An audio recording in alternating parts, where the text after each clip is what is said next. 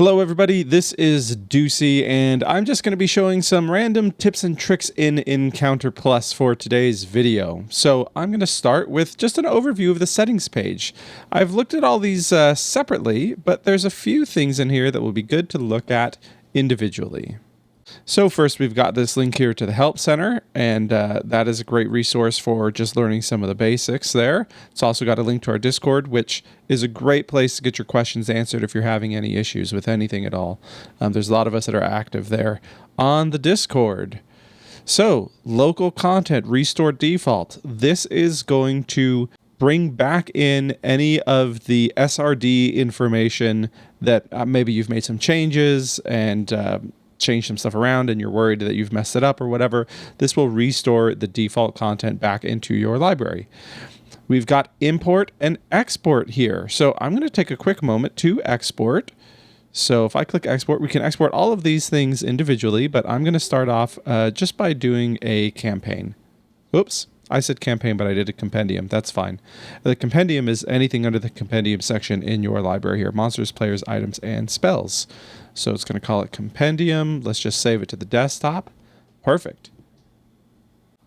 So now I've got a file here on my desktop that is just called compendium, and I could import that in. If I've got this on an iPad, I can move it over to iCloud files and import it that way, or I think I can even airdrop it from here, or I can move it over to my laptop from there. So that's handy. It's a great way to back up as well. Just go through each one of your export options and back up all that information. And then you've got import here. And same thing, you could grab that information and just hit import, and it would bring it right in and repopulate all this information, or campaigns, modules, or packs. Modules are a great way to make like pre-built adventures that you might want to distribute that somebody could plug into their own campaign. So that's kind of a cool way to hold on to those. You could export modules or campaigns as you're done with them, just so you don't have as much stuff cluttering up your EncounterPlus library, and you could bring them back in if you ever revisit that campaign. When you import, it will overwrite any compendium entries that have the same name. You don't have to worry about it making duplicates, but you do want to make sure that if you're importing that you're okay with getting the latest version of whatever that import is. And then lastly, we have delete. And delete will let you delete any section or everything and let you start from scratch. So be careful with that one. That's why they're all in red there. All right. Next, we've got iCloud content and backup and restore. So if we hit backup, it would start a backup. Now you do have to be signed into iCloud on your device for that to work. And one important thing about that iCloud backup, it can take some time. Sometimes it's not the most reliable because it's running in the background trying to back up. So you may want to go check your files on your iCloud drive. If you're backing up on a Mac, go open it up in the Finder, and you should see all the files that are there and compare them to what's on your iCloud drive.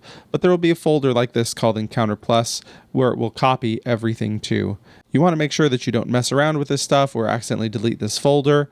Deleting this folder can actually make it so you can't back up anymore at all right now. There's a bug there, I think, but that'll probably be fixed in the future. But leave this alone, especially that main folder after you've made the backup. But it will stick those files on there. It does take some time, and it keeps going in the background. So, when you hit backup and then start moving, don't immediately go try to restore on a different device. You're going to have to give it time to finish.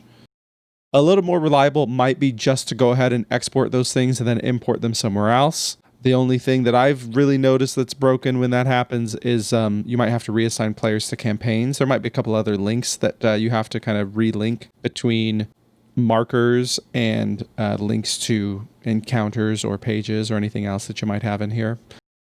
But it is certainly quicker and more reliable to use that import and export right now just because of some issues with iCloud. All right, we've got some one-time purchases here. So if you purchase the battle mat, then you will be able to save and load your maps that you've been working with. So that battle map purchase lets you really get in here and use all of the features of the battle map and start to save them off into your library and load them back in. And we also have the external screen purchase, which will let you AirPlay or plug into a TV through HDMI, or on a computer, just use a second display to have a player view where the players see what's going on the map. Now, if you purchase the external screen but don't have the battle map purchased, it will still work, but it won't show the battle map. It'll just show your initiative order and any images or handouts that you show to your players through the display section up here, where you can do an overlay like a handout or pick an image. Cool. And of course, if you have them both purchased, then the battle map and the initiative and all of that overlay and handout information can be shown to your players on a second screen. And restore purchases is if you go to a different device or you had to erase your device, this will bring those purchases back so you don't have to purchase them again. Now, we've got the premium subscription. There's a few things that are unique to the premium subscription. First of all, you get everything that is in the battle map and the external screen, but you also get line of sight, which they show with a little animation here. So that's $3.99 a month, or you can do it, get a little discount on it by doing it for a whole year. I don't remember exactly what the price is there, but it is definitely discounted. Line of sight, additional party movement modes, animated tiles, animated areas of effects, battle map support, and external screen support. So you get both of those there. Right now, the web view where you can play online, where players can see the tokens, move the tokens around if you want them to, see all that line of sight and initiative and handout information over the internet, is currently included in the premium subscription as a kind of a early access. The long-term plan is once it is ready, it will be tied to the external screen purchase as well. Of course, you've got a tip jar here to give the developer a little thank you, because it is free to use the app without some of those purchases. There's a lot. I used it for free for a long time and just used the initiative tracking and hit point tracking. So under combat, we've got some specific stuff that we can do here with initiative. So the initiative mode, standard, roll initiative for each creature separately. That's your normal initiative. Group, roll initiative for each creature type. So if they're fighting kobolds and goblins, then all the goblins will go at the same time, and then maybe a couple of players, and then all the kobolds at the same time, and then maybe a couple more players, depending on what they roll. So it groups monsters of the same type. I used to do that in person. I switched back to standard when I started using EncounterPlus for initiative with the second screen where players could see it, because now that it was tracking it for me, it didn't take nearly as long as it used to. I switched to group before because it was much faster, but standard can work really quite well, even with each creature having its own initiative very quickly because of the way EncounterPlus handles it. Chaos, roll initiative for each creature each round, so it completely cycles the order every single round. That's kind of an old school option that used to be in some different versions of Dungeons and Dragons, but now you can relive those glory days of chaos. And expert is basically chaos and group at the same time. So it still keeps groups together, but it switches up when they take their turns by re-rolling initiative. We'll go back. Monsters hit points, standard. It rolls hit points. So I used to never roll monster hit points because, man, what a pain that is to do by hand. But here it does it for you automatically. So you can see all these goblins have different hit points, and that keeps the characters guessing as to exactly when they'll die, since they don't have the exact same number of hit points. But you could just set it to be the average, or if you wanted it to be an easier encounter before you load them in, you could switch it over to minimum. Or if you just know that you've got some new players and you want them to be able to to plow through some monsters easily, it'll use the minimum as if they rolled all ones. Or the opposite, maximum. If you've got a group that really knows their stuff and has optimized characters, maybe they plow through everything, you might just want to set this to maximum. All right, we'll back this up. Initiative health window size, pretty straightforward. Just make it a little bit bigger or smaller over here. Roll initiative for players. So right now, if I hit start and I hit roll initiative, it rolls initiative for the monsters. But if I had had any players in here,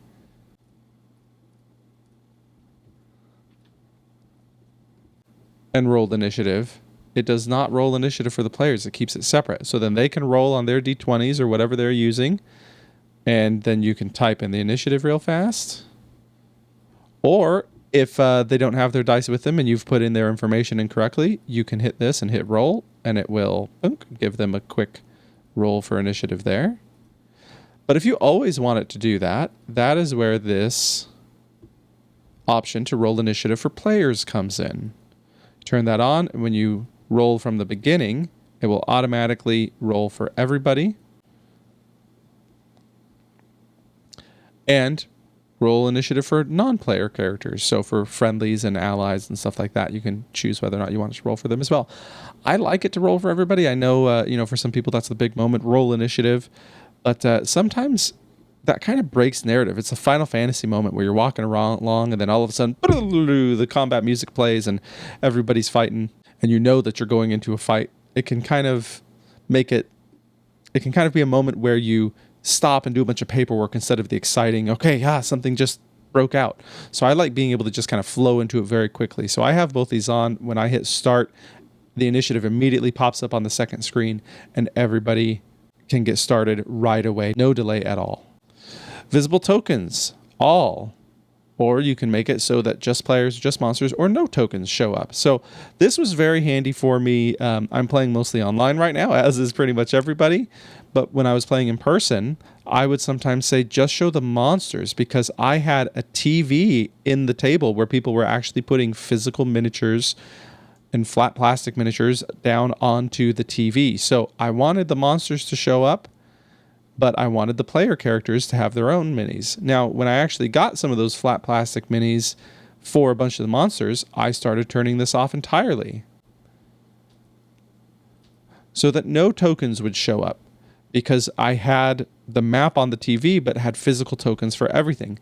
Well, now that I'm playing online mostly, I want to see all of the tokens. Show token artwork. This is auto, always, or never. And what this means is there is artwork for these tokens here, like you can see that one right there.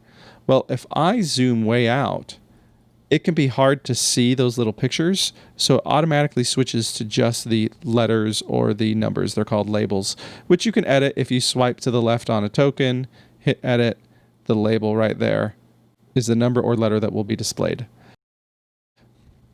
So auto means if I zoom in, I get artwork, and if I zoom out, I get labels. I could say, always show the artwork or never show the artwork. Just give me the labels. I've done that before when I'm playing on a real high-res screen, and if the text is kind of small, I might say, you know what, I just need to see the labels. Party movement mode. Okay, so if it's standard, and I grab this multi-select tool here and grab the party and drag them around, they all kind of just stick in whatever formation they're in. They will stick. But I can switch this to snake, and they will snake around following whichever one you grabbed. Oop, there you go. Cool. Until you click somewhere else. And something to remember is once you do a group selection, it automatically switches you back to the move tool. So if you want to do another group selection, you've got to hit that group selection button again. And the last one is group, which means no matter what their current arrangement is, I can select them all, and they'll kind of just bunch together in a little group as I move them around. Okay? Centers on whichever one you choose. So if I choose the guy there, yep, if I choose the T goes center. Cool. My favorite is snake, so you can have a marching order that they follow. Asset pack for tokens. If you have a pack that has a bunch of monster artwork in it, like these goblins here, you can go set, but not just goblins, all sorts of monsters. Put it all into one pack called monsters, or whatever you want to call it. And you go set the pack that you want to be your asset pack. And now when you start to add in goblins just randomly like this, all the new goblins here automatically get randomized art from that pack, because they're in here either named goblin, or if we edit this one that doesn't have a name, they've been tagged goblin. Either one works. Cool. Battle map visible and bottom bar visible. Let me do bottom bar first, because that's pretty straightforward. It just turns that bottom bar off, gives you a little bit more room to manipulate your map, depending on whatever size you've got stuff set to. Turn that on. Battle map visible. it just hides the battle map.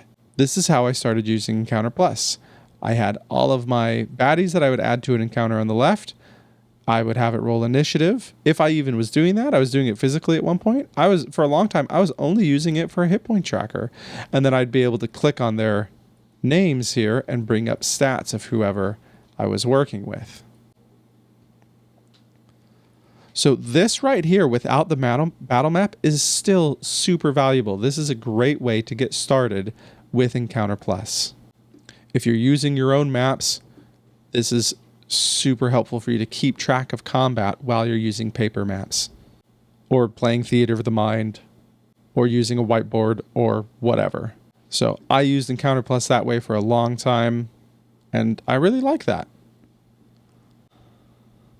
We'll make that visible again. Line of sight, update only on drop, only update on drop. That is for slower devices. When you drag someone around and they're casting out that line of sight, if you turn on only update on drop, it will only render the line of sight when you let go of them. So that can be handy for slower devices. Dice rolling sound effects. You can roll dice on almost everything except for pages. When you just click the little plus button, or if there's a damage, you can click it and it will roll the damage. And there's a little sound that makes. I don't know if I'm not capturing my own audio, so I don't know if you're hearing it right now. But one reason you might want to turn that off is I noticed when I'm doing this over AirPlay, and if I'm playing music from the same device, the AirPlay music will get paused just to hear the dice rolling sound effect. So I wanted the music to keep going, so I turned that off. All right, clear cache. That's really just kind of a troubleshooting thing. Ways to contact the developer, rate, special thanks, license, great. That is the settings for EncounterPlus. Now that we've checked out all of those settings, I'm going to show you a couple other tips and tricks. If you are building an encounter that you're building it ahead of time and you want to save it for later, let me show you the easiest way to do it because there are a lot of ways to do it. I find it best if you place all of your monsters first wherever they're going to be. These ones are slightly gray because they don't have initiatives yet. They don't have initiatives yet. So hit this button, insert creatures. Let's add a bugbear here as well.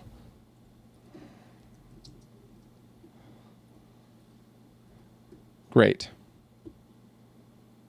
There's my bugbear. I've got them all positioned where I want them. Don't worry about the players because their position doesn't save as an encounter. Do this first, then hit this button and hit save encounter. And now I can give it a name. Gobs and bugs. And I can choose where I want to save this. Let's put this in chapter 3 in that campaign. Now I can reset this encounter. It'll get rid of all the bad guys and leave my party. Now let's go to chapter 3. I could have just searched straight for gobs and bugs and drag in this marker here and hit save. Now, I have the encounter here, and I could have made the encounter here manually, but when I do it this way, everything is linked together and the location of all those goblins is saved without me having to go back and do it all over again. So now I can click on this, hit this, and load, and there they all are right where I left them. Couple things to note, it will re-roll hit points for all of them. It doesn't save the state of the encounter. It just saves where the bad guys were, how many of them there were, as if it was a fresh encounter. So do be aware of that. Here's another random tip. This time I'm just going to go into the campaign and create a page here. And this is about having images ready to be loaded up for your players to view. So I'm just going to drag in from a Finder window here. And if you're on an iPad, you can do split screen and drag in from the Files app or from Safari, split screen on the iPad, or from Safari on your Mac. And now I'll save this page. It's just called New Page. This is the quickest way to show handouts to players, is you just click this, click up the page, and then hit the TV button. And if you've got your second screen on, your players are now seeing the image that you just showed them. So that's a nice way to not have to kind of dig through this screen menu here just to show an image. You just click on the image, and that can happen anywhere. That could happen on, or that can happen on a player, that can happen on a bad guy. Anywhere you see an image, just click that image and hit that button there to show that image. Spells, items, all of it. Speaking of quickly getting to information here, when you're removing hit points, you can, click here and say how much damage they took. But sometimes with a mess of creatures like this, it's really hard to keep track of who's who. Well, you can just click, and right there it shows their information. But if you click again, it brings up your damage, or you can flip it to healing here to see how much damage you've done to them. So that's a good quick way. Just double tap there. However, if you tap it once and then you tap the name, this status bar up here that has their armor class and their hit points, it will bring up their stat block here. So now I could quickly roll to attack, roll damage, see any special abilities that they have, any of that sort of stuff. Now let's say one of my PCs is going to blast them with some area effect. A cool way to add an area effect with an image without them seeing it first without the image is this. You double tap anywhere on the battle map. You can place a new tile, which would just be like, a tree or something, a marker for information. But we're going to do area of effect. New area effect. We'll do this sphere. We'll do a red one because it's going to be kind of fireball-like. We could type in exactly what we want the radius to be if we wanted to. Or we could just drag it later. But that's a nice precise way. And then here, asset, we can click in here and quickly find an asset for our fireball and hit save. And now, blam, they immediately see the fireball and you get the area effect around it immediately. So you can see, yep, we can hit every last one of them. Ooh, that was a bad bunch. Now, the last thing I'm going to point out here is that on the iPad, you can multitask with multiple screens from EncounterPlus. So here I am on my iPad, and on the bottom, I'm going to open up EncounterPlus. And if I swipe up slowly, don't flick up. If you flick up, it'll take you home. Swipe up slowly to get the dock up, and then tap the EncounterPlus logo or icon there. And let me get rid of this one that's already here so I can show you. I can hit the plus button up at the top right corner now, and I get a brand new EncounterPlus window. If I double tap the home button, it shows me all the stuff I've had open most recently, and I can go back and forth between those windows. Now, if I slide up again and tap EncounterPlus, it shows me these two windows that I have open. Now, let's go here, slide up, and I'm going to hold on the EncounterPlus icon and drag up. And now I can add this as a split screen if I go over to the edge, or I can add this as this kind of slider pop-up that you can dismiss by sliding or swiping on the left side there. Let me do the split screen one. Oop, not with that one. Let me do the split screen one like that. And now I've got kind of a split screen of these two quote-unquote full screen apps that I can have side by side, kind of in whatever proportions I'm feeling like. So yeah, that's pretty cool. And then as with any iOS app, you can slide up, tap that icon, and close out any of these extra windows. And at the top right corner, there's a reopen close window if you accidentally close the wrong thing. Cool. So this last tip is for those of you that really like to write out and be prepared with all of your information that you're going to be working with. So let's make a new page. Let's give this a name. Chapter 4. And if I make a heading here, and I call this heading, it begins. And then I start typing. When we pull this page up, you see you get that fancy A automatically, just like in the real books. It's so cool. In publishing, they call that a drop cap. A drop cap. Now, for some reason, you don't want that. It only comes up after an H1 header. So that's one way that you can determine whether or not you get that. However, if you don't want that, but you're using an H1 header anyway, you can edit this page, go to the HTML edit, Right here, after this first paragraph, you can add in class equals no fancy, just like that. Quote, no dash fancy, close quote, and then still got your caret at the end there, and that will turn that off automatically for you. One more thing while we're in here, I use EncounterPlus for almost everything now. And while a die roller is in the works right now, and I'll probably do another video when that die roller, there is a die roller. You can click on any of these to roll. But there's not just an ad hoc, hey, I just need to roll a d20 right now kind of die roller. So what I've done here, just kind of a cheeky little way to get around that for now, is I made a item called bag of dice. And in the text, I just put any common rolls that I use a lot. 1d20, 2d20. And I actually made a whole grid of all the dice that I possibly could want to do. You can make this as big or as small as you like. Save that guy. And now you can just click those to get quick rolls. So there's a little workaround while the die roller is being worked on.